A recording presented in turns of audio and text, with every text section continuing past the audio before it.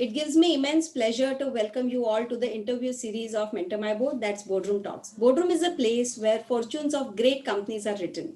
And hence, in the pursuit of bringing the best practices of the boardrooms and best practices followed by eminent directors, professionals, we have been conducting this interview series with directors, professionals, business leaders who have been guiding and acting as torch bearers for the corporates and the boardrooms. So, let me take the opportunity to introduce Mentor My Board to you. Mentor My Board is a virtual up and running platform wherein it's fully functional, wherein corporate directors come together to learn, to network, to sharpen their boardroom skills. We are on a mission to transform Indian corporate directors and boardrooms and create a community of 1 lakh directors by 2027. So we have been conducting this boardroom talk series last 6 months, and we have been getting wonderful response from you as viewers who have been continuously watching, sharing their experiences and their knowledge as well. So keep liking, keep sharing the Boardroom Talk series. Follow us on the YouTube, follow us on LinkedIn, follow us on the Facebook page of Mentor My Board. Join the community of Circle of Directors of Mentor My Board on the platform of Mentor My Board. So today I, CS Divya Momaya, founder of Mentor My Board, invite our esteemed moderator CS Bharti Iyer, who has reached 30 years of insurance industry experience and an eminent advisor to Mentor My Board. Today, let's get ready for a boardroom talk with a very, very special person, CA Nilesh Vikamsi. He has been a continuous support to the Mentor My Board team since more than a year now. And I request Bharti to introduce Nilesh Bhai to all of us, though we know he needs no introduction, but formally, Bharti, over to you for the introduction and the session ahead. Thank you. Thank you so much. Welcome, Nilesh ji. Very warm welcome to you. It's one of the starting of the series of 2021 Boardroom Talk, and who better to give us a good bang start off. We have had one chartered accountant, Sudha Bhushan, last week, and a very eminent chartered accountant yourself now. So I will just quickly go through the list of achievements. A number of them are so outstanding, and you have been a past president, but let me just touch upon your academic qualifications. You are a member of the Institute of Chartered Accountants of India since 1985. You hold a diploma in Information Systems Audit, DISA, of the ICAI from 2003. You are a business consultancy studies course of Bombay Chartered Accountants Society, and you hold it jointly with Jamnalal Bajaj Institute of Management Studies.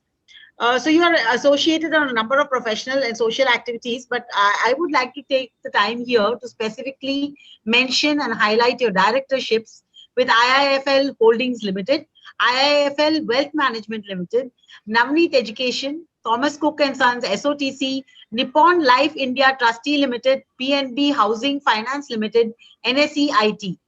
And you have been the past president of the Institute of Chartered Accountants of India 2017-18 and an elected member of the Central Council, the apex decision-making body of the Institute of Chartered Accountants. Besides that, you have held positions of chairman as the Financial Reporting Review Board of the ICAI. Besides being on a number of standing committees, you are also the presiding officer of the Board of Discipline and Disciplinary Committee. You are the vice chairman on a number of other committees, member of the non-standing committees, and now I would like to take you, the viewers, through the other members, other committees on which you are a member. From the Insurance and Regulatory Development Authority of India, where I am very nearly concerned, you are a member of the IRDA. You're on the working group for the developing of Indian specific accord standards, committee on the roadmap for risk-based solvency approach in the insurance of IRDA, and in the SEBI, you are there on Primary Market Advisory Committee, first chairman of Qualified Audit Report Committee, Committee on Disclosures and Accounting Standards, and from the CAG of India, Audit Advisory Board of CAG, and you are associated with the Ministry of Corporate Affairs in a number of functions, including the Insolvency Law Committee. Welcome very much, Nilesh Bhai. A very warm welcome to you. And we just wanted to also mention to the viewers that in this time of COVID, a lot of us are resorting to meditation, and Nilesh himself has been a practitioner of Vipassana, and he wanted to mention that it has helped him a lot to maintain equanimity and helped him in his functions, both professional and personal. So thank you very much for that highlight. And let me take you to the first question of the day, which is what is your journey like on the board of various companies? What are the skill sets which you felt that have brought you there? What do you feel is necessary to be highlighted to our viewers? First of all, my sincere thanks to Divya, Mentor My Board, and Bharti ji for asking me. I don't consider that reached any particular milestone, but I am taking this opportunity to share. I always believe that sharing of knowledge or experience is always beneficial, and the more you share, the more you gain. Has been my philosophy right from the early part of my life. So this is again saying is there's no expertise. It's only sharing of the knowledge, experience, and that different people have different experiences. And let me again sort of just put a I would say caveat. Whatever you introduce, most of this thing was in the past. The committees, whatever. Some of them I'm still there in the current. The directorships for current, but the ICI role was more in the past. So currently, of course, I'm part of only the expert advisory committee of ICI. But be that as it may, as regards the role, I've been told by Divya just to highlight today what is happening is many of the professionals, many of the other than professionals also are doing this examination of IICA. And the next day they say, how do I become a director of a large company, say Reliance, say Tata, say Birla, say whatever. So that is the expectation. People just qualify the exams. So I just wanted to share my journey in the sense I qualified as a CA in 1985. That was the year in which year of the tax audits. It was firstly introduced in India under the Income Tax Act, and the broker audits under the capital markets. Mm. So we are a family firm. Myself was there, my elder brother Kamlesh was there that time, and my father. My father was virtually retired because of his heart issues. So he was not very active, of course, other than sort of guiding and his experience sharing. So when I qualified, since the audit practice had suddenly sort of increased, so I started looking after the audit practice, and Kamlesh, my elder brother, started looking after the tax. And that was journey. So, I was more focused on that. Then come the year 1989, and we had the uniform accounting year, where, there was a lot of pressure. I remember having done audits of large companies, myself single-handedly as a partner with true article trainees, just because that time our resources were stretched, substantially. Of course, that helped in gaining a lot of experience, first-hand experience, and maybe more detailed experience in the audits also. Okay. One other thing which helped me, I'll tell you, is luckily in 1985 when I qualified, the CA elections were on. And that time, our firm, I would say my father had promoted Mr. Anand Rathi, a person from industry, to contest the CA election. He had pushed him. He had, sort of encouraged him that people from industry are not going to the, council. A lot of changes required at the profession level. And he agreed in a week. Mr. Anand Rathi agreed. And I was, apart from the whole firm, were supporting. So door-to-door, I would say campaigning, whether it is our suburbs, Bombay suburbs like Masjid, Chembur, Wadala, Matunga, Gatwa, along with Ratiji, going door-to-door. So that gave a broad perspective of how the profession is, moving around. Then 1989 again was the year when I first did my first Vipassana course. I was engaged but not married. And my in-laws thought this fellow was going to become a sannyasi. At that time, Vipassana was not known. So that, but that was very early part in my career and really helped me. In fact, I was very, very short-tempered. My short-temperedness went away thanks to Vipassana. I do get angry now, but I don't get angry inside. I show anger. So that distinction has come in. Very good. Then come the year 91, my father contested the elections. He was pushed by Mr. Anand Rathi to contest the election at the age of 63, which he didn't want to. Along with him, I toured Baroda, Surat, Nagpur, Jalgaon, Akola, Amravati, Dhulia, Nasik, small places. Dhulia, a very small place. Saw how the CAs are practicing there. That again was another facet which gave me a lot of perspective. Okay.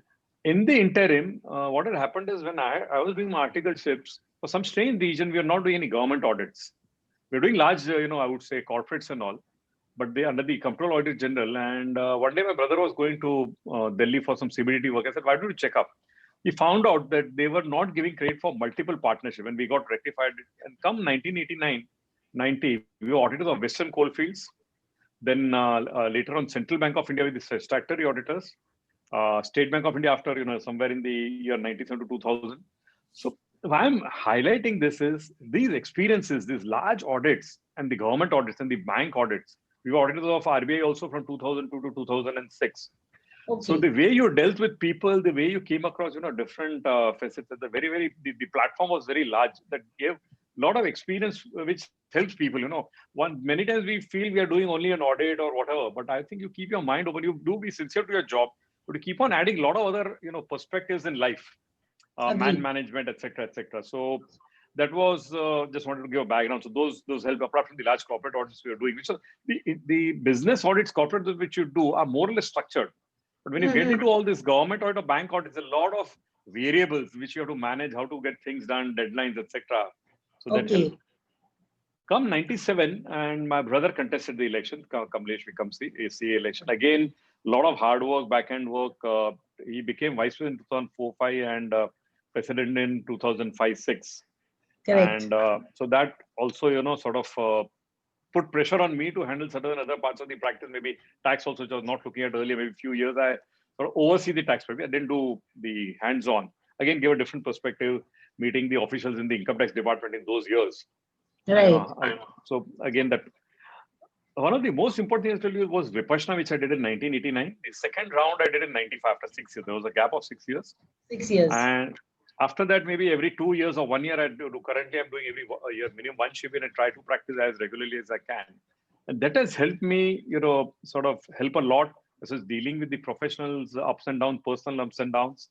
So there was a journey from 1985 when I qualified at the age of 21 till 2005. I think it was a sort of only profession and getting all these experience of elections, etc. And how to, and predominantly audit experience and a little bit of valuation, and I would say advisory work, consulting work, and investigation.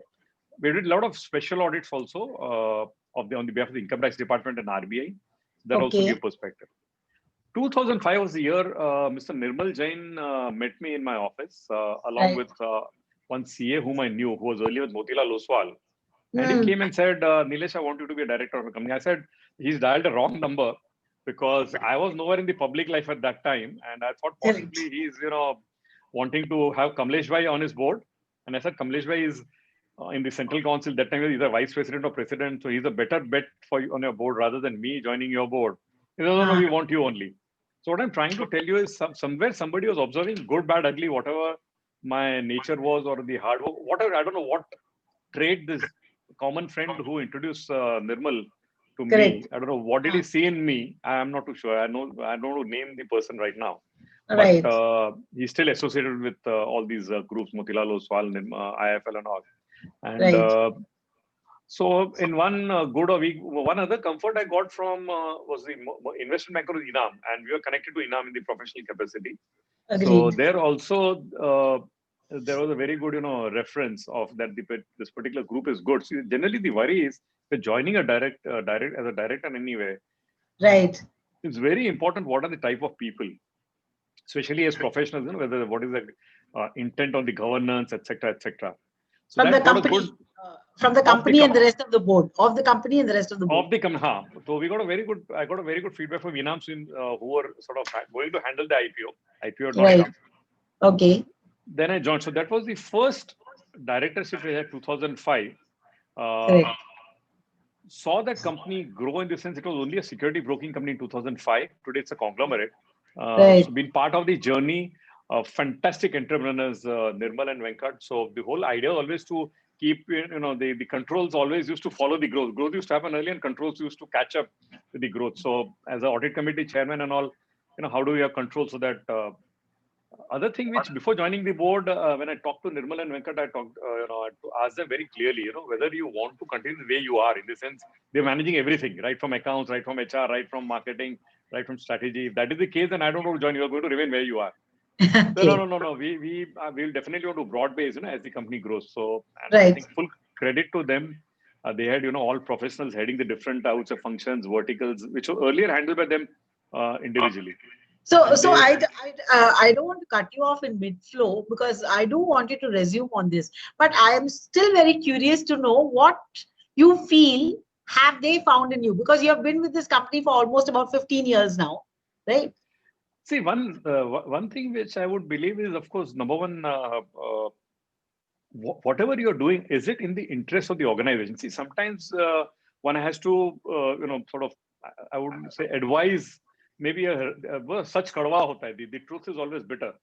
Correct. So that confidence has to be that the person who's speaking is going to speak in the interest of the organ. Maybe short term it may look very bad. Authentic. You must be authentic. You have to be. There's no two ways about it. What you speak has to be from the heart and in the interest of them. Maybe it may sound bitter or taste bitter at the initial phase.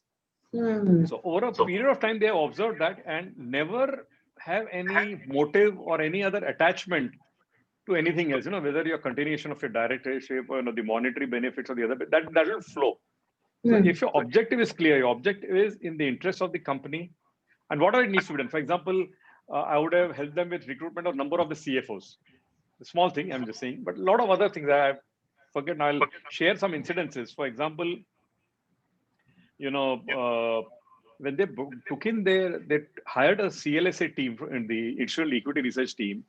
It was a record in those years. I don't remember the exact year, but they paid 44 crore rupees as the sign-on bonus, which is unheard of in the Indian history at that point of time. Correct. So again, how you as a director see that? For example, what we saw is, okay, the company is paying 44 crore as a sign-on bonus, which is the P&L hit. But more importantly, the team which is joining is investing in the company at the market rate, no discount, and paying 44 crore as that 10% on the options. Correct. So it's a premium. They're not premium. They are sticking the neck out. The team which is joining the company is sticking the neck out for the company. It's not, we are just paying and the money is going. The money is coming back. Yeah, it's a P&L charge, but a capital receipt. And they're also sticking the neck out for the growth of the company. When they're investing in the company, as the then market rate. It's a very well taken point. Very well taken, very well expressed. So that is, I think, the things which, then again, various points of life in the IFL, this thing. For example, they were very aggressive on the real estate financing growth. And not only me, we have got directors like Mr. A.K. Purwar, when they first started real estate financing, I'll just give an example. What they used to do, say, a builder used to come to much before all the other NBFCs started funding. Say you're investing, say, 200 crore funding to a builder. What would happen is, say, IFL would keep 50 crore on their books, 150 crore would downsell to the HNI. So at that times to warn them that this is, though you're having good security, 2 times the value of your loan, etc., etc. But very important is you need to advise your HNI clients that tomorrow if there's a challenge, there could be liquidity issues. You may not recover though you've got security, the recovery may take time, something happens when a cycle turns bad. But that time it was all rosy, and luckily this sort of must have been advising the HNI clients was this, because today I have not got a single complaint from IFL Wealth or whatever the clients are saying that they're unhappy with the real estate. Money is locked up and all, because they would have been advised that this money, there's a risk reward. So if you're getting, say, that those point of time, remember the interest is of 21% and all when they're lending to real estate builders. And when the going rate should have been 12% or 10%, you're getting such a 8-9% markup. So not a single complaint we have got regarding the real estate funding from the investors who had invested in those. And that was one. Second, advice which we gave in the book. Second was, when we felt that in the Bombay real estate market had many years, not before ILFS, I would say at least 4 to 5 years before that, at the board we said, please slow down, please don't grow into this area. I see. Because there are challenges. Somehow, you are connected to the market, you keep on hearing what is happening. So you have to give the alarm bells, to the board. And one, of course, the more important is on the opposite side, the promoters of the management have to accept that particular idea. And again, credit to Nirmal and Venkat that they didn't grow the book to the extent required. For example, in our case, currently the real estate book is hardly 10% of the total AUM, which is not very significant. Yeah, it is still going through its own pain and it is being resolved, etc. But having said, it was had it been absolutely, aggressive, we would have been at 40-50% of our book would have been real estate. Agreed. So that's what, like you were saying, like you have to be totally authentic. At that point of time, it might have been a bitter pill to swallow to put the brakes on, for the... Yeah, absolutely. But they listen to their directors and they go along as a collective unit. Yeah. So that is very important. See how the promoters see you, your advice, in the sense that they take in the right spirit, whether it is systemic improvements on the business side also, whatever you observe, and not as a board, not as an individual, I'm saying collectively as a board. So that's very, very crucial. Same thing happened with the gold loans. They grew in the gold loan business. Then again, RBI had a very negative view on the gold loan. They sort of slowed down, board advised them to slow down. And again, in the current pandemic, when other things were bad, they've grown fantastically gold. And RBI also is now, saying it's a good, it's not in a negative list of the RBI. So that is as a board, I think it's your duty to sort of see what are the things going around in the economy and how do you sort of advise them. This was Well one, put. that was 2005. The next directorship was Federal Bank. I joined in 2011. After there, of course, a completely independent process. The NRC chairman met me first, then the MD met. Again, I don't know what they found in me. I was told there were two. At that time, I was just I think you're being just very modest, because now after so many years, Nilesh, you must be in a position to enlighten our viewers what they found in you. I'm sure No, there's. I'll just come to that. See, when 2011, when the Federal Bank directors met me, my information, I don't know how much is true, is there were two other past presidents who also, and that time I was just joined the council in 2010. I was not just an ordinary council member, and two past presidents were in the fray whom they'd seen. Again, I think what is important is how the chemistry of you gel with the board, how the person is, in the sense, especially in a board like Federal Bank, which is a completely professional board. There are no promoter directors, only the MD is, there, and then there are, independent board. Again, how do you deal with the board members? How positive you are? How do you respect each other's views, and how do you carry forward the board dialogue or the company dialogue? I think possibly that would think this gentleman could have been better than the other. On qualification, the other people are much more better qualified. But one side is qualification, one side is your own demeanor, and how do you, I would say it's like sugar coating a pill. See, whichever organization you join as a director, there are always issues which need to escalate. So, how are you escalating those issues? With the again, you need to sugarcoat. Your wording has to be good. It should not be personal. Personal effort should not be there. Right. That should be the endeavor. I'm saying I've still got a long way to go as far as the art of communication is concerned. I've got some role models in front of me. I'm not even 10% of those people. We always feel that way. We always feel that way. And that is actually the hallmark of a person who can be teachable. Because you must note that there is room for improvement. If we say that I know it all, I've learned it all, then it will become insufferable actually for the other person. So well said. Crux is other things remaining same, or maybe other better professionals being, or other better choices available. One critical factor is what is your demeanor. Number one, of course, has to be the authenticity of what you speak, what you mean, what you do. Second is how you communicate. And in my view, that's the most important. Okay. The way of communicating issues back into the board or into the management or into the, wherever, it's very critical. So I think sugarcoating is important. You need to speak nicely. You need to speak sweetly. Maybe however tough these things are. I'd say toughness is one side, but that is why sugar-coated is sweetness. So as I told you, when we take the pills from the doctors, they are absolutely, very bitter, but it is sugar-coated so that we can digest it. So I think that's very important. And coming to Federal Bank, some very interesting experiences. I joined the board in June 11. And I was given a mandate by the board to look at one quick mortality case, one account which had become bad within a few months, maybe 3 to 4 months itself. Okay. I saw that file. I don't know name that particular entity or listed entity. Correct. I said Federal Bank has got no business to be in corporate loans where you're giving 100 crore, 200 crore, 500 crore, because no appraisal skills and no monitoring skills. And mind you, this account was, Federal Bank was the last on the block. The whole banking industry had given thousands of crores, and Federal Bank was the last to give 50 crores to them. Okay. And when I saw the whole thing, I don't know, get into details, but luckily the board again heeded my advice, and possibly 2012 we stopped corporate finance because we didn't have the skills. Wonderful. And that was the first thing. And second thing was, in Federal Bank, again, I'm saying board, not an individual, it's a board. Federal Bank had or maybe has also, I'm no longer the board, union issues. And we had been prodding the management that you need to take laterally. This is which skills gaps are there in the interest of the organization. So initial 1 year, 2 year, you have to give time to the management. And always that the management was very clear that they'll grow the bank with the homegrown talent. So we respected that particular decision of the MD. They are the executive position. We are the just advisory position. But after 1 year, 2 years also, the things growth was not happening. Finally, the board had to put their foot down that you have to hire people, especially on the corporate finance side, where, as I told you, they had stopped business. You need that skills. Luckily, the board heeded again after 1 or 2 years of giving them rope to, do that, and things didn't, change from the growth perspective. And they hired people from the, I would say, other, banks. Laterally, correct. Laterally, and that literally helped the bank grow. The CD ratio, Bharti ji, had gone down to 68%.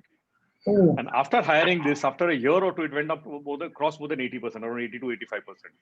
So the correct. business had fallen some because in SME and individual, lending, you can't grow substantially if you want to grow the Agreed. Agreed. and this lending was again typically AAA, very good corporates, etc., etc. So Yeah. though maybe at a lower rate of interest, but the book was full. So Yeah. again, so that again, that success of those people, working gives a lot of strength to the management.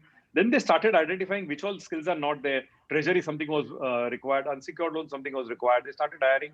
And when I left in June 2019, I think we had about 25 people who were laterally hired in different areas Wonderful. who Wonderful. were, handling different things. So again, a Correct. old generation bank trying to transform into a new generation to compete with the likes of HDFC or a Kotak or whatever.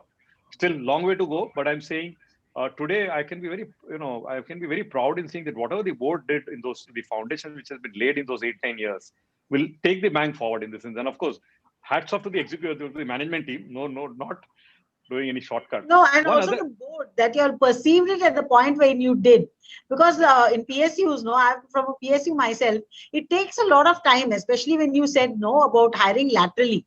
The mindset is very, very this thing, and you've got a lot of union issues which totally, bar hiring laterally, and that is very important. So, with regard to that, how important is it for a director to look into the human capital? See, you're a chartered accountant, so obviously everybody will expect that, all these inputs which you have given with regard to capital and finance and all these things and reading financials, are coming naturally to you.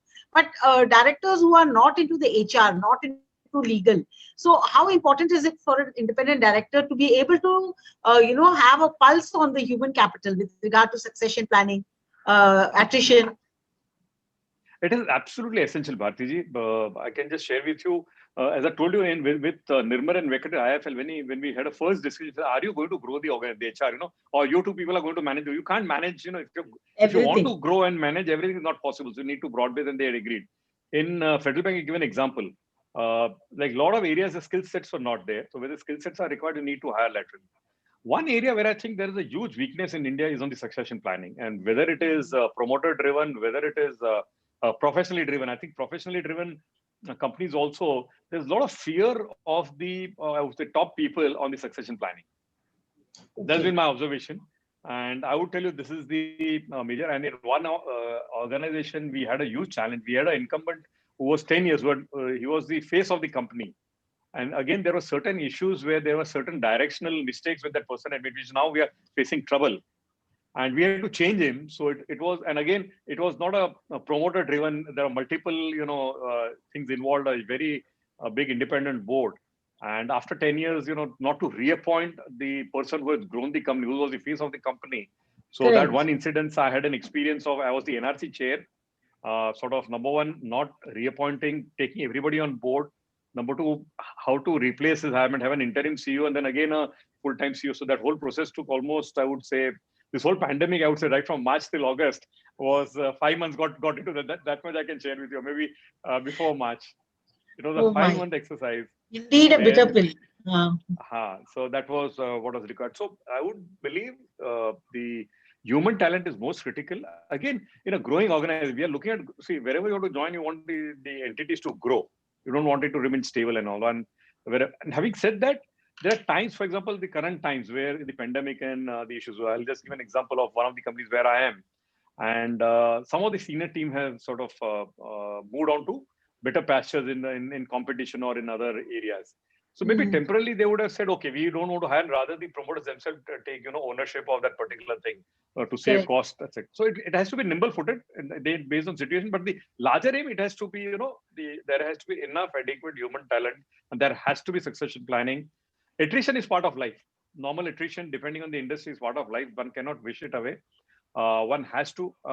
One other thing which I want to share with you on this, again, the way you have to evolve. For example, till now, ESOPs have been sort of a hook for most of the people. And I have observed that ESOPs in good times are okay, but in bad times are completely waste. What has happened in the companies presently, few companies I'm involved with, huge P&L charge of the ESOPs.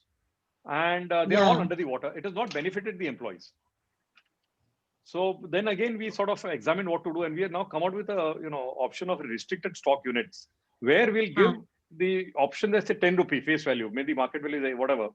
And so today, so just for example, the market value is at 300. So it can go down to 150 also, but even then the employees will make something. Okay, currently we expect them to, you may give a lesser number of quantum vis-a-vis. So one has to sort of keep on ideating and evolving. What these are the problem? How do you know, what do you do to? So employee retention also is important. Good employee retention. How do you hook them? They have already lost money as far as the earlier options are concerned. Correct. So that's another thing which recently in one company we have done, other company we have suggested that we can look at the RSUs. One other thing in Federal Bank I want to point out, which can be of use to the audience here, is when I joined the board, the first audit committee I joined, a report came that there are 55,000 audit comments pending. I said, Marge, where have you, which company I've landed in, which bank? So one option was to sort of resign, but then, that time I was 10 years younger. So let's see if we can do a cultural change in this particular organization. So what I told the internal audit head, that I want a reduction of 5,000 comments each quarter. New audits will keep on happening, the comments will add it, but net to net, and luckily to just full credit again to the management team there led by the MD and the other people that they worked on it. They took it very seriously. Each quarter there was reduction, and I left the board in 2019 to about 1.5 years back. So the comments which are 55,000 with 900 branches when I joined, with 1,250 branches that have come down to 3,000 comments. Wow! Congratulations! Really, more or less life. Congrats to I would give the credit to them. Yes. At the board level, you should be identify the issues and just sort of push them to get into the right direction. Somebody needs to light the fire or build a cat in this case. Yeah, the chalta hai culture. See, some of the organizers, as you rightly said, the Federal Bank culture that time was the PSU culture, PSU bank culture. Correct. So, but again, the management was good. You need to, I don't know how. Luckily, they worked on it and it happened. So that's one more thing. Experience of that particular bank I want to share is every quarter there used to be a report coming called KYC AML. That 99% of the operating accounts, KYC and anti-money laundering is in place. Inoperative less, 60%, dormant something less.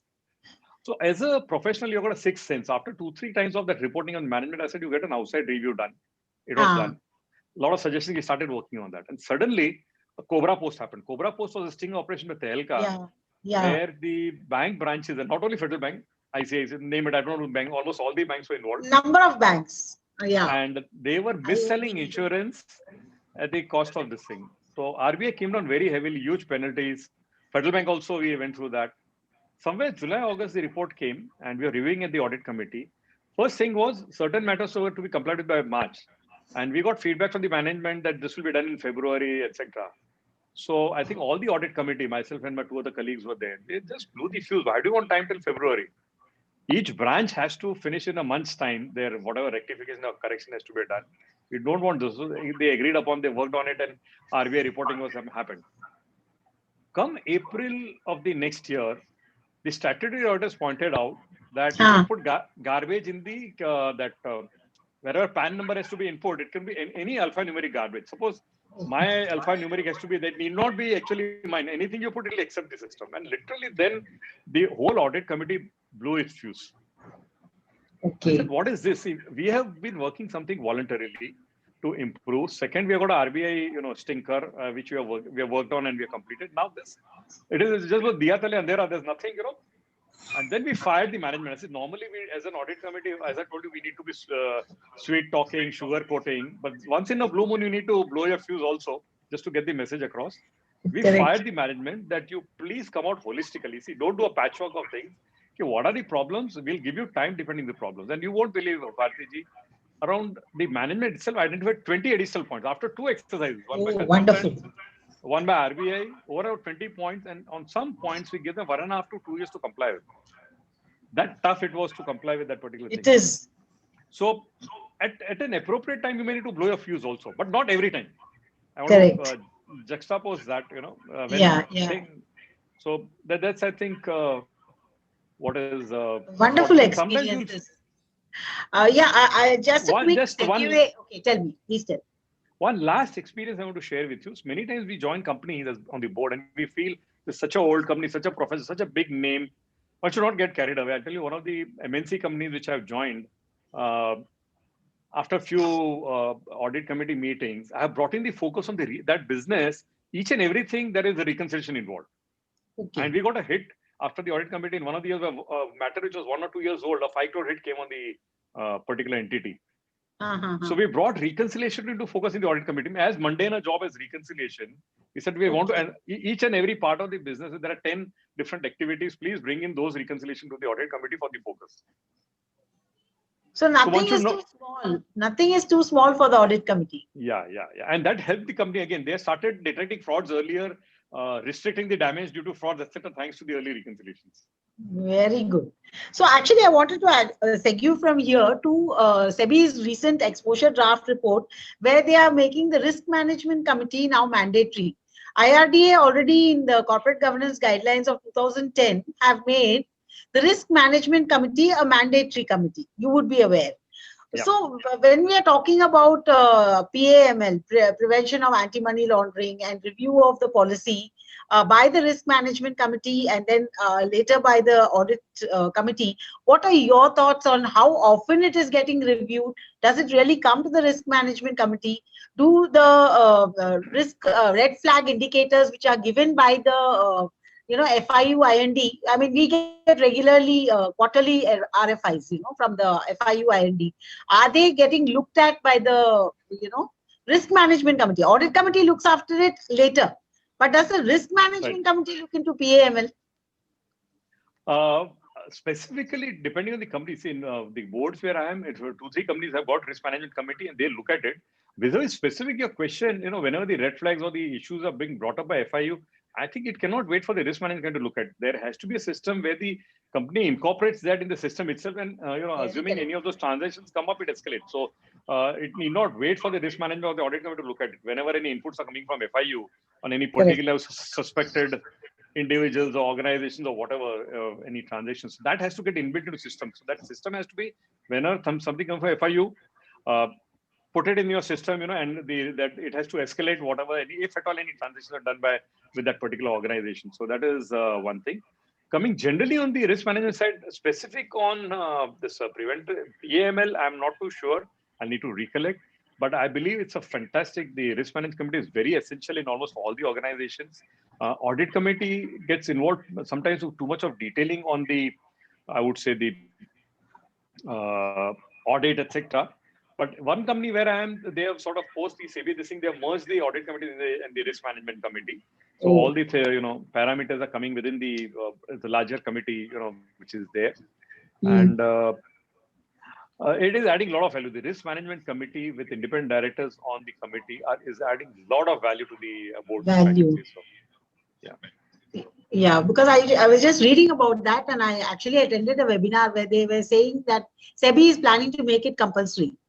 Exactly like the other regulators. So I just wanted your thoughts on that. With regard to visionary corporate leaders, do you feel in this new age of startups, tech, fintech, and insurtech products, the board has to have this incorporated in the corporate strategy and the growth policy of the company? Is this vision or talent an inherent skill? Can it be acquired? Can one be trained to look beyond or around corners? I mean, directors, I'm saying, and as directors, whether we can contribute effectively, because directors usually get nominated on the basis of their past qualifications, past experience. So when we want to, in this new age, we are looking at people who are having cyber skills, insurtech, this thing to bring into the growth and strategy of the company for the next 5 years, for the next 10 years. So now can directors acquire this skill to be able to, strategize on the growth policy of the company? My belief, Bharti, is not essential. Maybe one or director could be an IT specialist who may have the skills, but awareness of what is going on is absolutely essential. For example, I have been talking of ABCD of technology from the time I was a vice president of ICA. That time, which is artificial intelligence, blockchain, cybersecurity, and data analytics or digital. And this pandemic has proven, and the companies which went into those areas, maybe blockchain is slightly still nascent, but I'm telling you, AI, I'm on a couple of, amongst the various boards, 2 companies have used AI substantially. This reconciliation issue, which I mentioned, that company is using bots to do the reconciliation. Wonderful. One other company, which I was there, which I resigned because of some potential conflict issue of mine, has been using AI, has been using data analytics like nobody's business. I can name the company also, SBI Cards. You just look at the prospectus. Correct. And I was absolutely amazed when I joined the board somewhere in August 19, and the first introduction meeting, it just blew me off the amount of AI and data analytics which they're using in their operations as a card company, credit card company. So it is already there. Yeah, I'm saying all companies to come on page at the same level will take time, whichever companies you are in. But I think most of the companies who are focused on that have already adopted. Only blockchain, in my view, is slightly lower in the, I would say, application parameter, but AI, cyber security, data analytics, digital, all these other three, I think are reasonably well across all boards. The people understand that it has to be done. And vis-a-vis the director, I'm saying, I'm not a specialist in these areas, but being aware of it, being, Aware how of it is it. going to, how it is going to impact the companies, you keep on reading, you're knowledgeable. So that you can bring that value to the table. You may not bring a technical value, but this is what is required for the boards to grow, the companies to grow. Is definitely, is something which can be brought to the table by non-technical directors also. So it's not essential. Other than that, from a startup perspective, where the startup is the, this thing. So I would say that type of vision is okay in the sense, for perspective, we tried out again from the IIFL perspective, I can share with you, is Zerodha was a good competition. So Yeah. initially in the security company itself, they started similar, but then it was sort of impacting the normal business. So then it was shifted to another company and it was hyped out separately listed, which is called 5paisa.com. So Yeah. possibly different traits are required for that particular type of business. And one needs to decide whether it is possible within your existing setup or you need a separate setup for, it should not cannibalize your existing business. What was happening in IIFL at that point of time is putting the discount brokerage into the existing broking house was cannibalizing the existing broking. Then it was sort of, segregated into two different ways. So one is a normal brokerage, one is a discount brokerage. The discount brokerage would compete with the Zerodha and the likes, whichever were there. So which is, both are separately listed. Both have got their own, I would say, team, the different focus, different boards, so that they can lead their journey, this thing. But yeah, again, it is situational, circumstantial, how, which business the company is, how it is, they should be separate within the, setup. I think that can be. I think Divya has got some ideas because of your answers and she would like to ask you something. Yeah. Yes. So one thing I wanted to ask you, Nilesh Bhai, yeah, that because now you have been a professional, apart from that, you have been on the boards of so many companies. And I was listening to, someone who said that being independent director is a full-time job. And I can, when you're saying your involvement into those companies and the way you have been impacting, I completely understand it is a full-time job. So how you manage your time into the companies and, how much time you feel, that any independent director should spend for a company or how, they can really do a justice to their role as independent directors. First of all, I would not say And how it's much not a full. how much deep should go in the company? Yeah. I would not agree to say it's a full-time job. Yeah, at the same time, your involvement has to be there in the sense, again, it is relative, depending on the situation in which the company is poised. I gave you the example of where I was an NRC chair, and those 5 months from March till August, I had a substantial involvement of time to see the transition happening, getting the board along, etc., etc. So a lot of work involved in that and identifying new people, shortlisting, taking them to the board, the new MD-ship, this thing. So it is situational. At the same time, your involvement is to be there. Very important is whatever you're doing at that point of time, I say you should be remaining the present. As we say in the Bhagavad Gita, you have to be remaining the present. So when you're into a company audit committee or a board or whatever, number one, the agenda should be, you should be pre-prepared, read what you want to escalate, maybe taking down notes, seeing the minutes. And one thing I observed, the moment you put down in minutes and the ATRs, I think things fall in place. Most of the management are serious to not to ignore those comments because that is on record. So ideally, whatever suggestions you give, if it can be recorded, nothing like it in the sense, say, do this, do that, whatever is there, which comes in during the discussions, you just get it recorded in the minutes. So it becomes automatically an actionable point for the management and the subsequent, PDR could come in. Yeah, perfect. Makes sense. So I've just got a couple of general interest questions, like with regard to women directors. How do you feel that they can be best contributing as independent directors? And in your opinion, what special qualities can women directors bring and they can focus more, grow more to realize their own potential? And it is felt sometimes that there is a barrier especially in Indian boardrooms, with regard to women directors? Are they very participative? Are they not enough assertive? What are your thoughts? And what are your ideas? And what do you feel that Mentor My Board can do specifically in the area of coaching and mentoring women directors to more fully realize their potential? I know it's a very long question, but I I'll would see really... if I miss out something, let me know. First of all, I believe that women directors are no different from men directors in the sense, finally, it is your skills which you bring to the table and which you add value. And I have found fantastic, never it crosses in your mind when I am dealing as a board. I have dealt with some of the best women directors, in the various boards which I have been and continue to be in, and fantastic people in the sense. So never, I think gender has never played a thing on our mind. Of course, having said that, I'm told West is different, North is different. So I'm saying of our region. Sometimes you get a feedback. The same thing is not true in the northern region of our country. I'll be so I don't know. I'm saying from where we come, especially Mumbai, and especially this thing, it is complete professionalism and fantastic value women directors are adding depending on the background. Whichever background they're coming on with. I have just to give an example. In Federal Bank, we had Mrs. Shubhalakshmi Panse, ex-CMD of Allahabad Bank. Fantastic contributor. Mrs. Grace Koshi. She was ex-CGM of RBI. She still is currently the chairperson of Federal Bank. Fantastic. Of course, each person, I'm saying, whether it is male or female, has got his own background or his own, I would say, approach or own, I would say, to things, how one would communicate. For example, as I'm slightly blunt, I speak my mind and what record. Same thing, Mrs. Panse is blunt, she speaks her mind, just like me. Whereas Mrs. Grace Koshi is very subtle, very polished, very nice, but very tough in the sense she'll communicate what she has to communicate. Correct. I'm giving you names, so it is, so that is one. In the board of IIFL, I have got Geeta Mathur as my co-professional. Again, fantastic, contribution in the board and in the risk committee and the other committees. So I don't think there's any change, except once in a while you come across some person, which is true for the men part also. Okay, you may have one woman director who's silent. So same way, there could be men who could be silent. Okay. Which is a rarity in today's time. I'm saying by and large, independent, I think the way the focus is of not only the, I would say the proxy advisory firms, the investment advisory firms, or the people want, good people to be on the independent directors, add value to the company in their growth phase or whatever phase they are in.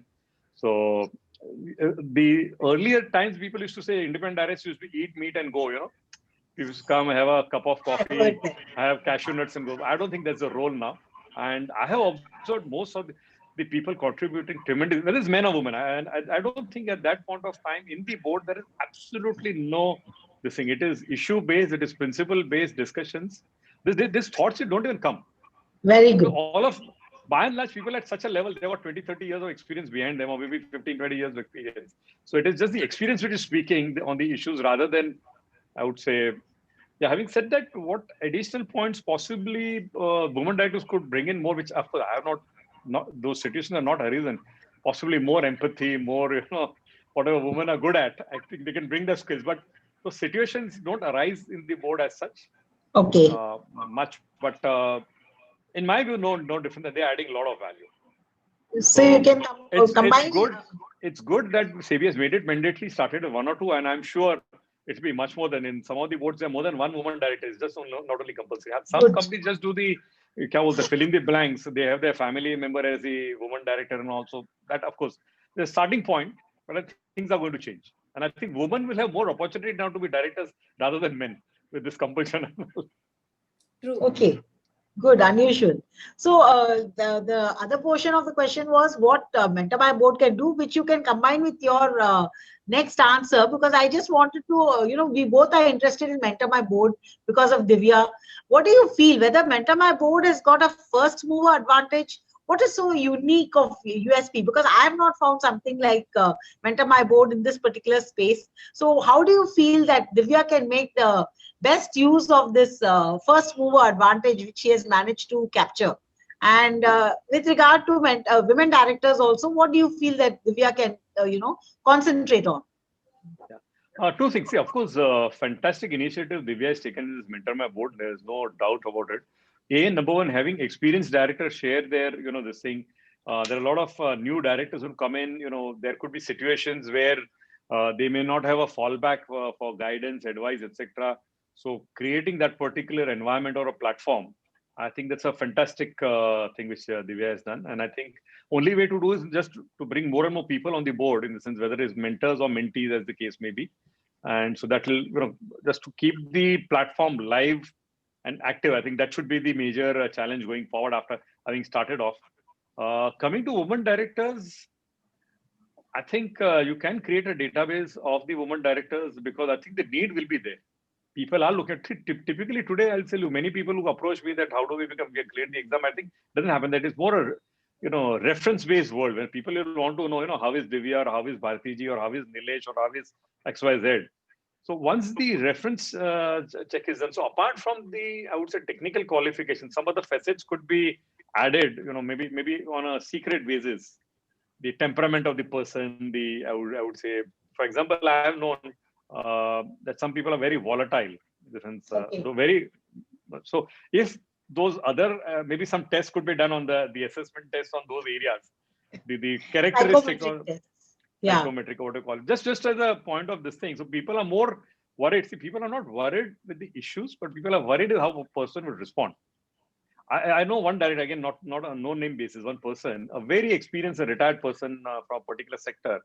He was in the board along with me for certain months, always continuously critical. As we call it, the mother-in-law approach, or whatever approach you may call it, nagging, negative. That doesn't work.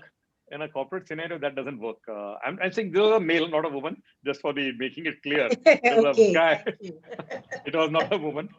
But so that type of approaches don't work. So I would say the psychometric test for how the person, and if you look at that person's background, fantastic background. Just on the background, he would have been sort of everywhere. Anybody could place him blindly as a director. But when he started, attending and contributing, that negativity of criticism, see, constructive criticism, everybody accepts. And as I told, sugarcoating of the issues, how do you way forward? Okay, as I told you, those are, issues are there. How do you get it corrected? Rather than nagging. How to make it as a challenge and make the management accept it as a challenge and sort of remedy it or correct it. So those are nuances that I think I have to call it psychometry or whatever else. How that traits we can see in people and what you can that could be a distinguishing feature possibly if you could do that. I don't know if it's doable or not. That could add value to the Mentor My Board. Okay. That is what companies are looking for. Okay. Good tip. Thank you. Any other areas which you feel that the Mentor My Board can focus on in the coming 2021 to grow the skill sets, the softer skills of directors, to help them to place them on very good boards? See, placement, I'm not too sure, but yeah, skills-wise, as I told you, this communication skills, very important. How do you communicate issues? There could be role plays. There could be, for example, say, I'll just give an example. Today, some CAs have given this exam. Now, unfortunately, though, even company secretaries for that matter, we have got that soft skill training for 15 days, 1 month. I don't think that is good enough. It is, okay, starting point is good. But in a real life situation, unless you've got that experience, a corporate experience or large experience of dealing with people. So, suppose I have done my articleship in a small firm and major clients have been small clients, etc. And suddenly I cleared this, I want to become a director. You would be fish out of water in handling things, I would say, at the board level. So how do you, depending on each person's background, what gaps are there? Just by qualifying the exam is not enough. So especially in the soft skill sides, communication sides, handling situations, I gave you certain examples, when you come across situations that 58,000, I think, how do you handle it? What do you do? How do you communicate? So those are the things, I think some role plays or maybe something of that sort could help people gain that skill gap, which could be there to become a good director, I would say. I think that's a wonderful, point, Nilesh bhai, what you have made. And we have already been working on this, in the terms of creating the mock boardroom sessions for the directors, aspiring directors, wherein they get into those real-time challenges. And that's how, their skills, particularly on those particular critical areas, can be groomed upon. So wonderful point, well taken. Thank you so much. And we are almost close to 7. The interactions were so deep and wonderful that, just couldn't realize it's almost 7 o'clock. So Bharti, over to you for the closing session, and then I'll put up my closing remarks. Yeah, I mean, I wouldn't want to close. The only problem is that everybody has got a shortage of time, and Nilesh Bhai has already told us. So thank you very much. Really, it is from the heart that you have spared time from a very busy schedule. Thank you so much. We would love to invite you again this year itself for the boardroom talk as well as for the various other conferences. And we are sure to want your contribution to mentor my board at all points of time. Divya would be appreciating on that as well. Thank you so much, Nilesh. Thank you. It's a pleasure. It's a pleasure. Yeah, thank you. Thank you, Nilesh Bhai, on behalf of entire team of Mentor My Board. And let me tell the audience here, Nilesh Bhai has been a continuous support to Mentor My Board. He's been, whenever I call him, he's always available for, a talk, a brief talk. And most importantly, he is a mentor for all our boardroom mastery programs on various topics. So that's, really wonderful. And his knowledge definitely इतना vast knowledge है कि एक दो sessions में हम cover नहीं कर पाएंगे. So we surely need lot of great interactions with you, and we'll keep looking at your support always. So thank you, Nilesh Bhai, for sharing such a practical and wonderful experiences of being on the boards, and I'm sure that will help the viewers. And as the closing remark, let me tell the viewers here that on 16th of January, we have a coffee meet, and earlier it was with women, but now with the public demand, even men wants to be part of it. So the coffee meet is open to everyone, men, women, everyone. And on 30th of January, we have a directors roundtable, which happens every month, wherein this time Mr. R. Gopal Krishnan is going to be coming for his knowledge sharing. And that's the opportunity wherein you talk to the mentors one-on-one. So do join the coffee meet, do join the roundtables, and most importantly, be in the community of Circle of Directors. So join, the memberships are open. Everything is there on the platform. So on the web page of Mentor My Board. So do join, subscribe, and subscribe the pages of Mentor My Board on social media. Do press the bell icon so that you keep getting notifications of whenever we go live with our eminent mentors and personalities. So thank you once again, Nilesh Bhai, for sparing your valuable time with us on this boardroom talk. Thank you. It's been a pleasure. Thank you.